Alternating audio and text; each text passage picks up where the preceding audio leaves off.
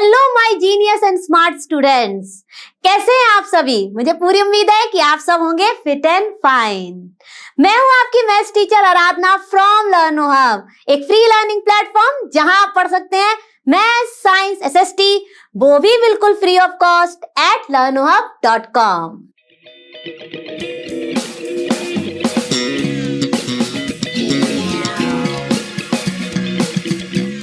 तो बच्चों, आज हम और आप मिलकर करेंगे एनसीईआरटी सॉल्यूशंस फॉर क्लास 7 और आज का हमारा चैप्टर है chapter number 12 algebraic expressions. Finish करेंगे इसकी एक्सरसाइज 12.4 के क्वेश्चन नंबर 1 एंड 2। तो are you all ready with your pen and notebook? अगर नहीं है तो फटाफट लेकर आ जाइए और अगर है तो मेरे साथ साथ सॉल्व कीजिए।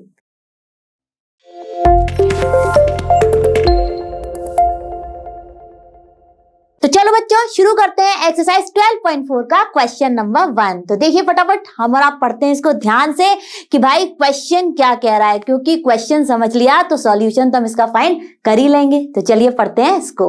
Observe the patterns of digits made from line segments of equal length. ठीक है, ये वाली जो बात है इस पर भी थोड़ा सा हमें ध्यान देना है। ठीक है, इसके बाद क्या कहा जा रहा है, you will find such segmented digits on the display of electronic watches or calculators। ठीक है, if the number of digits formed is taken to be n, ठीक है, the number of segments required to form n digit is given by the algebraic expression appearing on the right of each pattern, जो कि आप यहाँ पर देख सकते हैं। ठीक है, कैसे आ रही है हमारी नंबर ऑफ लाइन सेगमेंट्स, उसका हमें फॉर्मूला दिया गया है। ठीक है, how many segments are required to form 5, 10, 100 digits of the kind 6, 4, 8। ठीक है, क्वेश्चन समझ में आया कि नहीं आया? आना चाहिए भाई। क्वेश्चन अगर समझ में आ गया तो सॉल्यूशन तो हमें 101%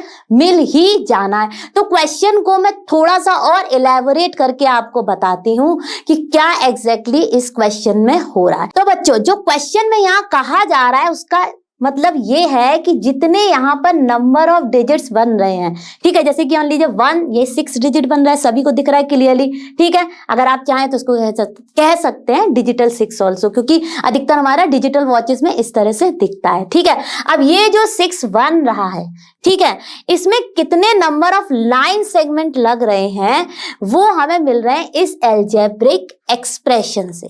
कैसे? चलिए फटाफट आपको वेरीफाई करके दिखाती हूँ। अब जैसे कि मान लीजिए यहाँ पर बन रहा है ये एक 6, ठीक है, तो हमारा जो n है वो दिखा रहा है कि कितने नंबर ऑफ डिजिट्स बन रहे हैं।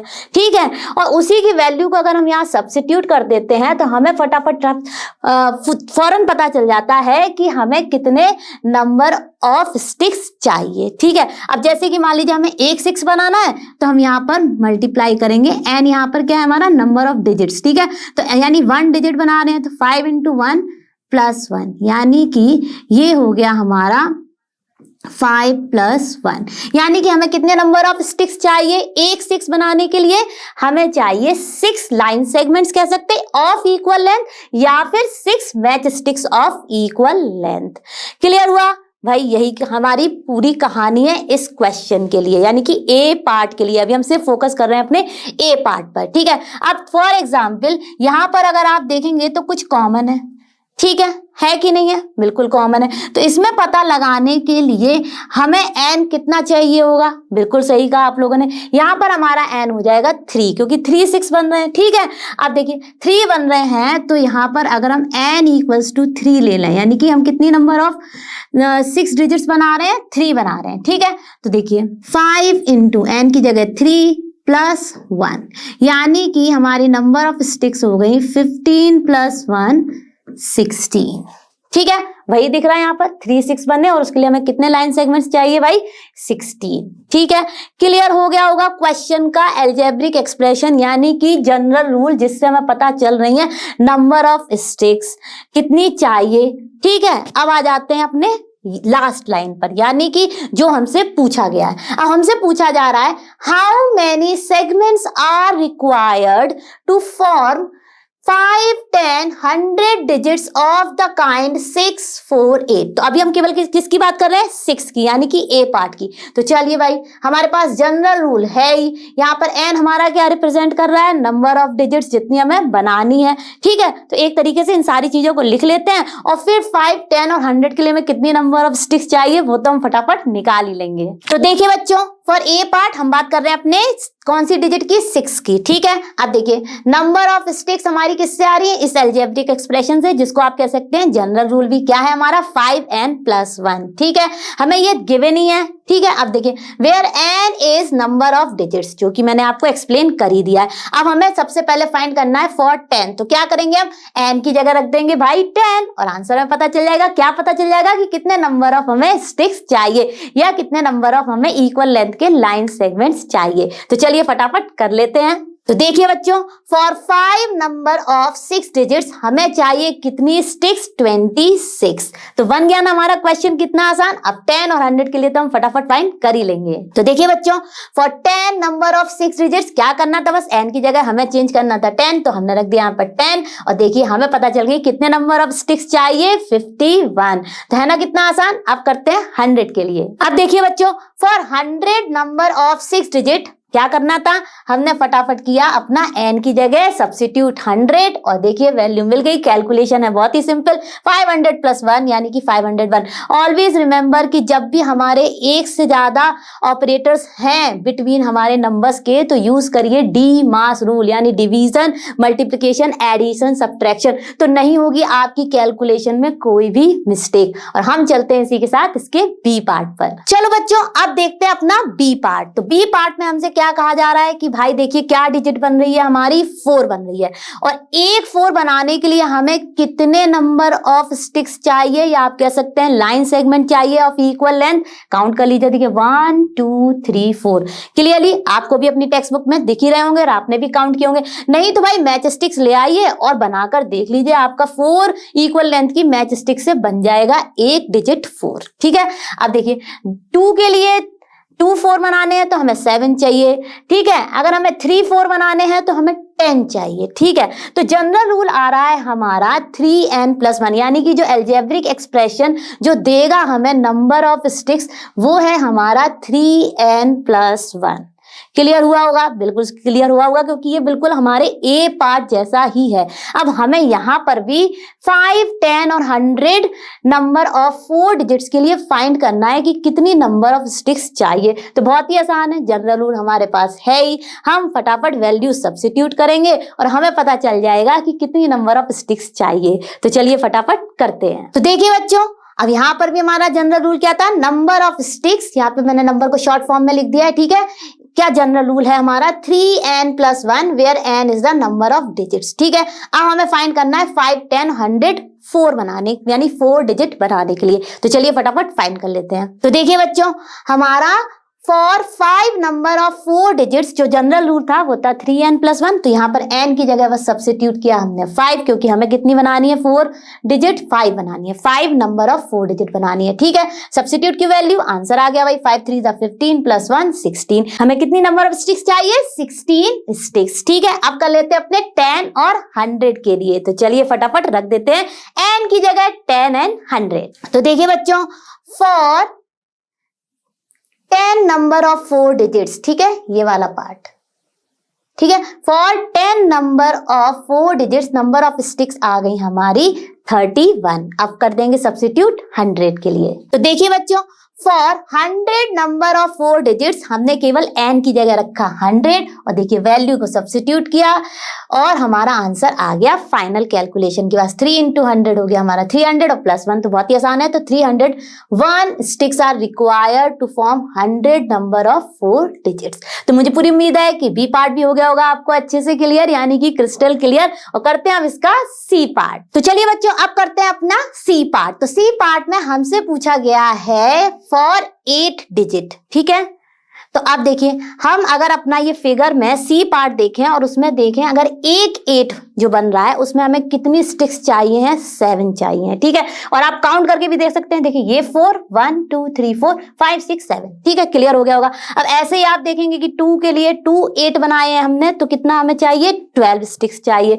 सिमिलरली इन जनरल यानी हमें अलजेब्रिक एक्सप्रेशन दे दिया गया है ये फाइंड करके कि 5n + 2 हमारा दे रहा है नंबर ऑफ स्टिक्स अगर हमें n नंबर ऑफ अपने 8 बनाने हैं, ठीक है। इसका मतलब ये है कि अगर हमें n की वैल्यू पता है, यानी कि हमें पता है कि हमें कितने नंबर ऑफ 8 बनाने हैं, तो हम फटाफट इस रूल से फाइंड कर सकते हैं कि हमें कितने नंबर ऑफ स्टिक्स चाहिए, ठीक है। तो चलिए फटाफट भाई, हमसे पूछा गया है कि हमें अगर 5 नंबर ऑफ 8 डिजिट्स बनानी है तो उसके लिए हमें कितने नंबर ऑफ स्टिक्स चाहिए, तो उसका हमारे पास रूल है ही। तो यहाँ पर हमने रख दिया अपना, क्योंकि हमें 5 बनाने हैं तो हमने यहाँ पे 5 रखा, और देखिए ये हो गया हमारा 25 + 2 और ये हो गया हमारा 27, यानी कि to make 5 number of 8 digits we need 27 sticks, ठीक है, इक्वल मेजरमेंट या इक्वल लेंथ की, ठीक है। चलिए ये वाला पार्ट तो क्लियर हो गया होगा। अब हमें किसके लिए फाइंड करना है, 10 और 100 के लिए। देखिए बच्चों, यहाँ पर लॉजिक लग रहा है, मैथ्स में लगता है बिल्कुल एकदम कॉन्सेप्ट जो आपको दिमाग में कोई भी डाउट नहीं रखता है। आपने देखा कि रूल जो है वो n नंबर ऑफ फिगर्स के लिए आपको बता सकता है कि कितने नंबर ऑफ स्टिक्स रिक्वायर्ड हैं। तो भाई यही तो है हमारी ब्यूटी ऑफ मैथ्स, जहां पर हम बात करते हैं सिर्फ और सिर्फ लॉजिक। तो चलिए करते हैं अपने 10 और 100 के लिए 5। तो देखिए बच्चों, फॉर 10 नंबर ऑफ 8 डिजिट हमने सब्स्टिट्यूट की अपनी n की जगह सिर्फ 10, और हमें पता चल गई सिंपल कैलकुलेशन से कि हमें चाहिए अपनी 52 स्टिक्स, ठीक है।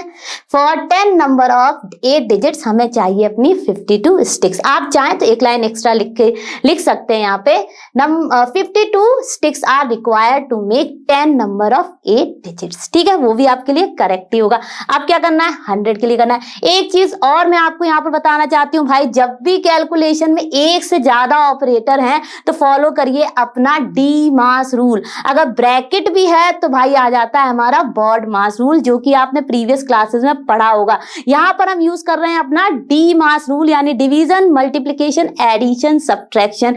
यानी कि अगर हमारे मल्टीपल ऑपरेटर्स हैं, मतलब मान लीजिए एक साथ हमारा मल्टीप्लिकेशन डिवीजन आ गया है, या डिवीजन एडिशन आ गया है, या मल्टीप्लिकेशन एडिशन आ गया है, जो कि यहाँ पे आपको दिख रहा है, तो पहले आप क्या करेंगे, डी नहीं है एम आएगा, उसके बाद तो मल्टीप्लिकेशन होगा, फिर देखेंगे कि एडिशन है तो एडिशन करेंगे, और फिर सबसे लास्ट में सब्ट्रैक्शन करेंगे। बहुत सारे बच्चे हरी भरी में स्पेशली एडिशन और सब्ट्रैक्शन में कर जाते हैं मिस्टेक, इसीलिए मैंने आपको क्लियरली बताया कि जब एक से ज्यादा ऑपरेटर्स हों आपके नंबर्स के बीच में, ऑलवेज फॉलो डी मास रूल। तो चलिए करते हैं फॉर 100। तो देखिए बच्चों, फॉर 100 नंबर ऑफ 8 डिजिट्स हमने n की जगह सब्स्टिट्यूट कर दिया भाई अपना 100। सिंपल कैलकुलेशन की, 5 × 100 500 + 2 यानी 502 sticks are required to make 100 number of 8 digits. तो लगा ना आपको ये क्वेश्चन सुपर डुपर इजी। मैंने भी आपको इसको अच्छे से समझाने की कोशिश की है, और मैं जानती हूँ कि मेरे स्टूडेंट्स हैं बहुत ही जीनियस, उनको हो गया होगा ये क्वेश्चन एकदम क्रिस्टल क्लियर। और हम चलते हैं अपने नेक्स्ट क्वेश्चन पर। तो बच्चों, अब हम आ गए हैं अपने एक्सरसाइज 12.4 के क्वेश्चन नंबर 2 पर, जो कि है आज की क्लास का लास्ट क्वेश्चन। तो चलिए ध्यान से करते हैं। तो देखिए, use the given algebraic expression to complete the table of number patterns. ठीक है भाई, अब हमें यहाँ पर एक एक्सप्रेशन दिया गया है, और अगर हमें इसका अपनी वैल्यूज फाइंड करनी है, first, second, third, fourth, fifth ऐसे करके, तो हमारा क्या एक्सप्रेशन का वैल्यू होगा ये हमें बताना है। ठीक है, आप देखिए हमें अपना यहाँ पर दिया गया है 5th तक, यानी इस एक्सप्रेशन पे अगर हमने n, यानी कि यहाँ पे जो वेरिएबल है वो है n, इसकी जगह अगर हमने 5 रख दिया तो हमारी वैल्यू क्या आएगी। देखिए बहुत ही आसान है, 2 × 5 - 1 यानी कि 10 - 1, और ये हो गया हमारा, यहाँ पे डी मास रूल फॉलो हो रहा है, और ये आ जाएगा हमारा 9। ठीक है, तो देखिए यही दिया गया हमें अपना फिफ्थ के लिए। अब अगर हमसे पूछा जाए कि नेक्स्ट हमारा डॉट डॉट डॉट करके 10th है, ठीक है, अब यहाँ पे हम अगर n की जगह 10 रखते हैं, ठीक है, तो हमारे कितने क्या वैल्यू आएगी वो यहाँ पर दी गई है। तो देखिए यहाँ पर ये हो गया 20 - 1, यानी कि ये आ गई वैल्यू हमारी 19, ठीक है। अब इसमें पूछा गया है कि अगर n हमारा 100 है तो क्या होगा इस 2n - 1 का वैल्यू। तो बहुत ही आसान है, n की जगह हम रख देंगे 100 और हमें पता चल जाएगा कि क्या होगी वैल्यू ऑफ दिस एक्सप्रेशन जब हम यहाँ पे सब्स्टिट्यूट करेंगे n = 100, ठीक है। तो देखिए बच्चों एक्सप्रेशन दिया ही गया हमें, फटाफट अब n की जगह रख देते हैं अपना 100 - 1, यानी कि 200 - 1, ठीक है। अब ये क्या आ जाएगा, देखिए सब्ट्रैक्ट करिए तो फटाफट आ गया हमारा 199, ठीक है, यानी कि हमारी वैल्यू होगी, मेन हमें इस पे फोकस करना है, 199 जब हम n को रखेंगे 100, यानी कि पूरी कहानी ये है कि भाई एक्सप्रेशन बदल रहा है और हमें n की वैल्यूज डिफरेंट डिफरेंट रख के इस एक्सप्रेशंस जो भी हमें ये एक्सप्रेशंस गिवन है इनकी वैल्यूज फाइंड करनी है। तो सारे पार्ट तो मैं नहीं करूंगी, मैं ऐसा करती हूँ आपके लिए कर देती हूँ। फर्स्ट मैंने सॉल्व कर ही दिया है, third and fifth, second and fourth आप करना प्रैक्टिस। तो चलिए आ जाते हैं हम अपने थर्ड पार्ट पे। तो थर्ड पार्ट पे देखिए अगर हमने 1 रखी है तो वैल्यू आ रही है 5, 2 रखी है तो हमारी वैल्यू आ रही है 9। देखते भी जाइए आप, n की जगह फटाफट जो वैल्यू दी गई है n की वो रखते जाइए, ठीक है। अगर आपने n की वैल्यू 3 रखी है यानी कि 4 3 12 + 1 तो ये आ गया 13। ऐसे ही जब आपने 4 रखी तो देखिए 4 4 16 + 1 17। डी मास रूल फॉलो हो रहा है, दिमाग में अच्छे से इसको रिवाइज कर लीजिए, आपने अपनी प्रीवियस क्लासेस में इसको 101% पढ़ा होगा, ठीक है। अब देखिए हमें फाइंड करना है फॉर 10th, तो हम n की जगह क्या रख देंगे 10। तो चलिए रखते हैं फटाफट। तो देखिए जब हमने अपना n रखा 10 तो वैल्यू आई है हमारी 41, यानी कि यहां पर आंसर लिखेंगे हम 41, ठीक है। अब आ जाते हैं अपने नेक्स्ट पर 100 पर। तो 100 के लिए हम रख देंगे फटाफट n = 100। तो देखिए 4 × 100 + 1। अब देखिए यहां पर ये हो गया 4 × 100 हो गया 400 + 1, ये आ गया हमारा 401, यानी कि जब हम रखेंगे n = 100 तो हमारे इस एक्सप्रेशन की वैल्यू होगी 401, ठीक है। अब आ जाते हैं अपने फिफ्थ पार्ट पर। तो फिफ्थ पार्ट में हमारे है n² + 1। अब देखिए यहां पर भी फटाफट हमें रखना है अपना 10 और 100 का n की जगह पर वैल्यू और फिर फाइंड करने लिए एक्सप्रेशन की वैल्यू। तो देखिए n = हम रखते हैं 10, तो यानी क्या हो जाएगा ये 10 का स्क्वायर + 1, यानी कि 100 + 1 जो कि है 101, यानी कि जब हमने अपना n रखा 10 तो हमारे एक्सप्रेशन की वैल्यू आई 101। अब देखिए यहां पर जब आपने 100 रखा है तो ऑलरेडी वैल्यू दी गई है हमें, ये आ रही है 10,001। अब वेरीफाई कर लेते हैं इसको फटाफट। तो देखिए जरूरत तो नहीं है क्योंकि दिया गया और पूछा भी नहीं गया, लेकिन हम आपको करके दिखा देते हैं ताकि आपको और थोड़ा आ जाए कॉन्फिडेंस। वैसे तो मेरे सारे स्टूडेंट हैं फुल्ली कॉन्फिडेंट। तो देखिए तो बच्चों n की जगह हमें रखना है 100, तो हमने रखा फटाफट। तो देखिए बच्चों यही आंसर आ रहा है ना, तो हमने वेरीफाई कर लिया कि जब हमने अपना n को रखा 100 तो हमारे एक्सप्रेशन n² + 1 की वैल्यू आ गई 10,001। तो मुझे पूरी उम्मीद है कि ये क्वेश्चन तो आपको लगा होगा सुपर डुपर इजी और आप करेंगे इसका सेकेंड एंड फोर्थ पार्ट अपने आप से सॉल्व। तो मेरे स्मार्ट एंड जीनियस स्टूडेंट्स, मजा आया ना आज की क्लास में? आज की क्लास में हमने किए बहुत ही इंटरेस्टिंग क्वेश्चन सॉल्व और मुझे पूरी उम्मीद है कि आप सब ने मेरे साथ इनको अच्छे से समझा होगा और मेरे साथ साथ सॉल्व किया होगा। और जो क्वेश्चंस मैंने आपको प्रैक्टिस के लिए दिए वो भी आप जरूर करेंगे। मैं आपसे जल्द मिलूंगी नेक्स्ट क्लास में। आप और हम ऐसे ही मिलते रहेंगे और फिनिश करेंगे पूरा एनसीईआरटी सॉल्यूशन। और आप सभी जानते हैं लर्नो हब फ्री है बट बेस्ट है। Thank you.